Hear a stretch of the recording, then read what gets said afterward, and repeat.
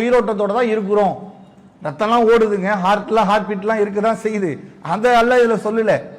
நம்ம உயிரோட்டத்தோட சிந்தனை ஓட்டங்களோட தான் இருக்கிறோம் என்பதை எப்படி நாம விளங்கிக் கொள்வோம்? ஒரு தவறை செய்துவிட்டு அந்த தவறு என்று நாம் உணர்கிறோமா அப்படிங்கிறத உயிரோட்டம் இருக்குதா இல்லை என்பதை நம்ம விளங்கிக் கொள்ள முடியும்.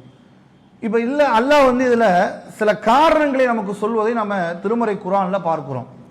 ஒரு மனிதன் அவனுடைய உள்ளம் உயிரோட்டத்தோடு தான் இருக்கிறதா இல்லை என்பதை எல்லா மனிதர்களும் டெஸ்ட் பண்ணி பார்க்கணும். நம்மளுடைய உள்ளம் அல்லாஹுடைய சிந்தனையோடு தான் நம்ம இருக்கிறோமா, நாம இறை சிந்தனையோடு தான் நம்முடைய வாழ்க்கை பயணம் தொடர்ந்து கொண்டிருக்கிறதா அப்படிங்கிறத எல்லா மனிதர்களுமே தன்னுடைய வாழ்நாள் ஒவ்வொரு நாளும் அதை குறித்து சிந்திக்க வேண்டும். நீங்கள் திருமறை குர்ஆன்ல 7வது அத்தியாயம் 179வது வசனத்தை எடுத்து பாருங்க. அது அல்லாஹ் இறை மறுப்பாளர்களை குறித்து அல்லாஹ் பேசலாம். காஃபிர்கள் இருக்காங்கல்ல, அவர்களை குறித்து அல்லாஹ் பேசும் பொழுது என்ன சொல்றான் தெரியுமா? வலக்கது தரானாலி ஜஹன்னம கஸீர மினல் ஜின்னி வல் இன்ஸ், ஜின்களையும் மனிதர்களில் அதிகமானவர்களை நரகத்திற்காக வேண்டி நாம் படைத்திருக்கிறோம் என்று சொல்லிவிட்டு லஹும் குலூபுன், அவர்களுக்கு உள்ளம் இருக்கும், லா யஃப்கஹூன பிஹாம், அவர்கள் சிந்திக்க மாட்டார்கள். வலஹும் ஐனுன், அவர்களுக்கு கண் இருக்கும், லா யுப்சிரூன பிஹாம், அதை கொண்டு அவர்கள் நல்லதை கெட்டதை கண்ணை கொண்டு பார்ப்பான், அந்த கண்ணை கொண்டு என்ன செய்ய மாட்டார்கள்?